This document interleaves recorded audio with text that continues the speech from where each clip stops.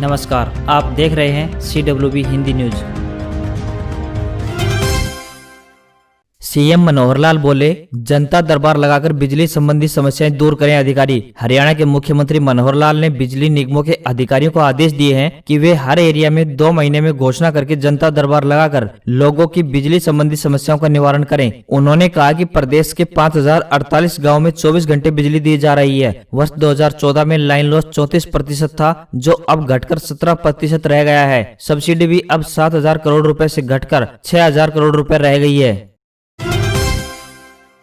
पंचकुला के 2 poultry farm में मिले बर्ड फ्लू के संक्रमण, अब तक 1,66,128 पक्षियों को मारेगी विशेषज्ञों की टीम। हरियाणा सरकार ने पंचकुला जिला के 2 पोल्ट्री फार्मों के पक्षियों में एविएशन इन्फ्लुएंजा यानी H5N8 मिलने पर उनके 1 किलोमीटर की परिधि में संक्रमित जोन और 1 से 10 किलोमीटर की परिधि के क्षेत्र में सर्विलांस जोन घोषित कर दिया गया है। इन क्षेत्रों से न तो कोई पक्षी और न ही अंडा और खाने का दाना बाहर जाएगा। बीमारी को अन्य क्षेत्रों में फैलने से रोकने के लिए विशेषज्ञों की देखरेख में संक्रमित जोन के अंदर आने वाले 5 पोल्ट्री फार्मों के 1,66,128 पक्षियों को मारकर मालिकों को मुआवजा दिया जाएगा। हरियाणा के पशुपालन एवं डेयरी मंत्री जयप्रकाश दलाल ने चंडीगढ़ स्थित अपने आवास पर पत्रकारों से बातचीत के दौरान यह जानकारी दी। इस मौके पर पशुपालन एवं डेयरिंग विभाग निदेशक डॉक्टर वीरेंद्र सिंह लोरा समेत विभाग के अन्य वरिष्ठ अधिकारी भी उपस्थित रहे।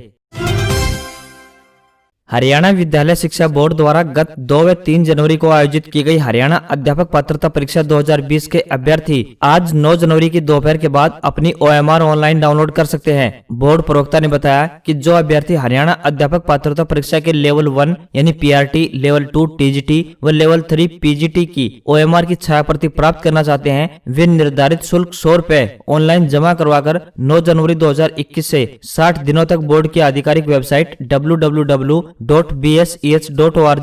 से डाउनलोड कर सकते हैं।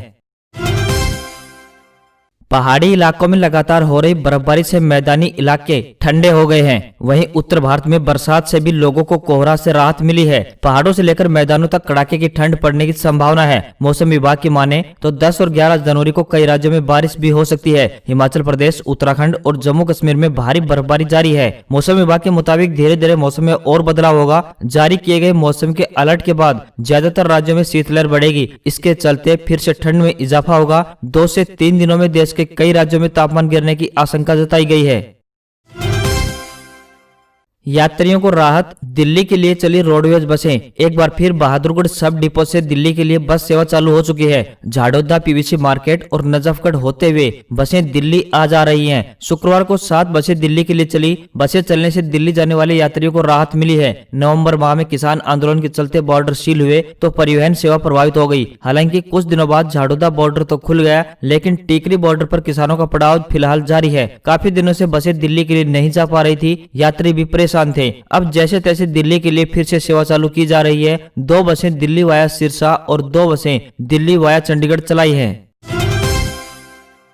पंचायत चुनाव से संबंधित 20 साल पुराना रिकॉर्ड होगा नष्ट। न्यायालयों में विचाराधीन मामलों को रखा जाएगा सुरक्षित। पंचायती राज संस्थाओं के छठे आम चुनाव की घोषणा फिलहाल नहीं हुई है, लेकिन नए पंचायती राज अधिनियम के तहत वर्ष 1994 से लेकर 2015 तक हुए 5 आम चुनाव और उपचुनाव से संबंधित रिकॉर्ड को अब नष्ट किया जाएगा। इसके लिए बाकायदा प्रक्रिया प्रारंभ हो गई है। इस बारे में राज्य निर्वाचन आयोग ने जिला निर्वाचन अधिकारी व पंचायत को बाकायदा निर्देश जारी कर दिए हैं। बताया तो यह भी जा रहा है कि आयोग ने इससे पहले भी निर्देश जारी किए थे, लेकिन अभी तक रिकॉर्ड को नष्ट नहीं किया जा सका है, क्योंकि अब निकट भविष्य में पंचायती राज संस्थाओं के आम चुनाव होने हैं। ऐसे में राज्य निर्वाचन आयोग के निर्देशों पर जिला पंचायत अधिकारी पंचायत शायद अमल भी कर ले। केंद्र सरकार के 3 कृषि कानूनों के विरोध की गर्मी सबसे ज्यादा हरियाणा की राजनीति को गर्म कर रही है। कृषि कानूनों के विरोध में पंजाब, हरियाणा, राजस्थान, मध्य प्रदेश सहित कई राज्यों के किसान हरियाणा दिल्ली बॉर्डर पर पिछले 1 महीने से ज्यादा आंदोलनरत जारी हैं। नेताओं की इसी बयानबाजी में कांग्रेस के दिग्गज नेता भूपेंद्र सिंह हुड्डा व हरियाणा के मुख्यमंत्री मनोहर लाल खट्टर भी आमने सामने आ गए हैं। हरियाणा के मुख्यमंत्री रह चुके भूपेंद्र सिंह हुड्डा पिछले कई दिनों से प्रदेश सरकार को किसान हितैषी न होने का दावा कर रहे हैं और अपने बयानों में लगातार सरकार के गिरने की बात कह रहे हैं। उन्होंने झज्जर में कांग्रेसी नेता गीता भुक्कल के निवास पर मीडिया के सामने आए और सरकार पर जमकर निशाना साधा। हुड्डा ने कहा कि कृषि कानून को रद्द करना ही हल है, संशोधन कोई हल नहीं है। उन्होंने कहा कि उनकी सरकार आते ही तुरंत प्रभाव से कृषि कानून को रद्द कर दिया जाएगा।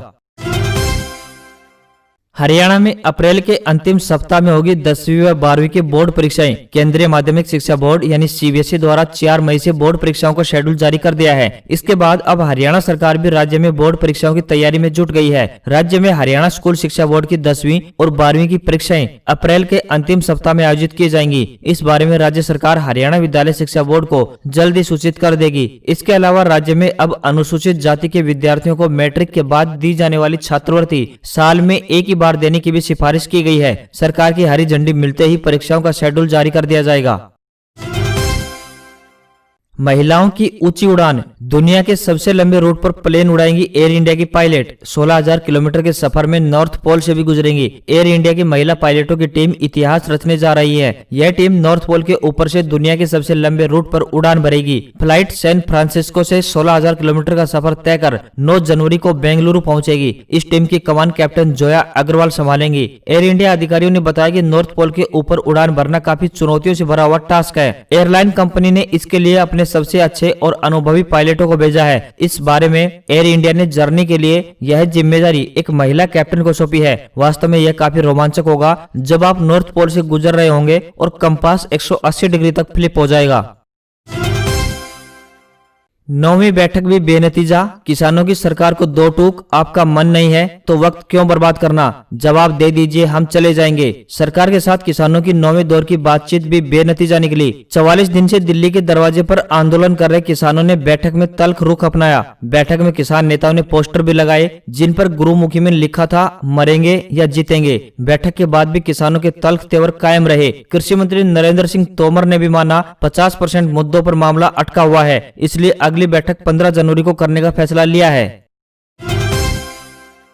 एलन मस्क दुनिया के सबसे अमीर शख्स बने। अमेजन के जेफ बेजोस को पीछे छोड़ा टेस्ला इंक और स्पेस एक्स के प्रमोटर एलन मस्क दुनिया के सबसे अमीर शख्स बन गए हैं। इनका नेटवर्थ गुरुवार को न्यूयॉर्क के समय के मुताबिक सुबह 10:15 पर 188.5 अरब डॉलर हो गया। टेस्ला के शेयरों के दाम में गुरुवार को आई तेजी ने मस्क को अमीरों की लिस्ट में टॉप पर पहुंचा दिया। अमीरों की लिस्ट में बुधवार तक सबसे आगे रहे अमेजन के प्रमोटर जेफ बेजोस दूसरे नंबर पर आ गए। ब्लूमबर्ग बिलियनियर इंडेक्स के मुताबिक बुधवार को बेजोस का नेटवर्थ 184 अरब डॉलर और मस्क का 181.1 अरब डॉलर था। बेजोस अक्टूबर 2017 से दुनिया के सबसे अमीर लोगों की फेहरिस्त में पहले नंबर पर बने हुए थे।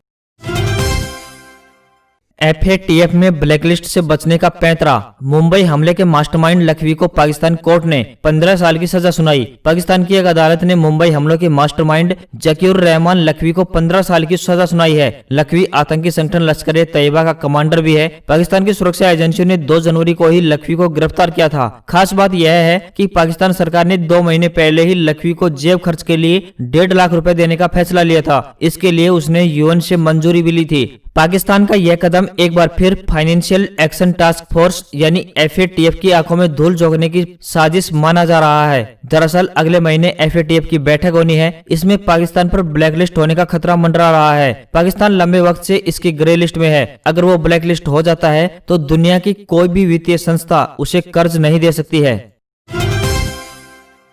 गुरुवार को जब अमेरिकी संसद में राष्ट्रपति डोनाल्ड ट्रंप के समर्थक तोड़फोड़ और मारपीट कर रहे थे, उस वक्त ट्रंप का पूरा परिवार टीवी पर यह सब लाइव देख रहा था। इसका एक वीडियो सामने आया है। 1 मिनट 54 सेकंड की इस वीडियो को ट्रंप के बेटे ने ही शूट किया है। इसमें ट्रंप और उनकी बेटी इवांका 2-3 अलग अलग टीवी स्क्रीन पर US कैपिटल में हो रही हिंसा को देखते नजर आ रहे हैं। बैकग्राउंड में तेज म्यूजिक भी चल रहा है। ट्रंप और इवांका इसमें गंभीर दिख रहे हैं, जबकि उनका बेटा डोनाल्ड ट्रंप जूनियर, उनकी गर्लफ्रेंड किम्बरली और ट्रंप के chief of staff mark meadows खुश नजर आ रहे हैं। गुरुवार को अमेरिकी संसद के अंदर और बाहर हुई हिंसा में अब तक 5 लोगों की मौत हो चुकी है। इनमें एक पुलिस अफसर और एक महिला भी शामिल है। पुलिस अफसर की मौत शुक्रवार को हुई।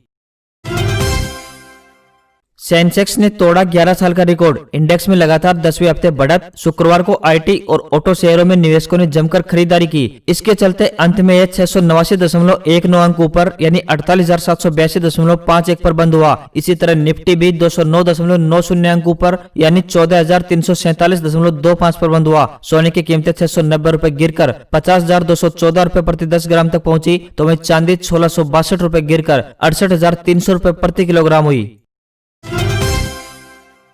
सरसों का भाव पहली बार 6,201 रुपए प्रति क्विंटल हुआ। 15 दिनों में 1,000 रुपए बढ़ा। कोरोना महामारी के बीच सरसों की डिमांड बढ़ी है, क्योंकि लॉकडाउन के दौरान लोग घरों में रहे। इस दौरान खाद्य तेलों, खासकर सरसों के तेल में भारी खपत हुई। इससे भाव में रिकॉर्ड तेजी दर्ज की जा रही है। 15 दिन में सरसों का भाव 1,000 रुपए बढ़कर 6,200 रुपए के पार पहुंच गया। आगे भी इसमें बढ़त का ही अनुमान है, क्योंकि नई फसल आने में अभी 2 महीने का समय बाकी है।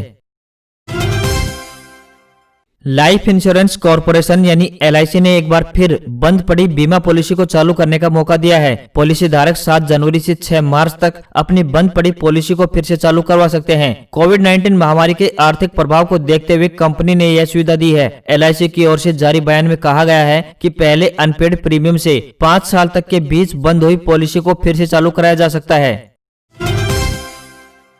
बर्ड फ्लू ने पूरे देश में चिंता बढ़ा दी है। अब तक 6 राज्यों में इसकी पुष्टि हो चुकी है। कई शहरों में चिकन के दाम 30 से 50 रुपए प्रति किलो तक गिर गए हैं, तो कई जगह एहतियातन मार्केट ही बंद करा दिए गए हैं। मध्य प्रदेश में केस सामने आने के बाद इंदौर, उज्जैन में चिकन की दुकानें बंद करानी पड़ी, तो वहीं जयपुर, अजमेर, रांची, वाराणसी समेत कई शहरों में भी चिकन और अंडे की कीमतों में गिरावट आई है।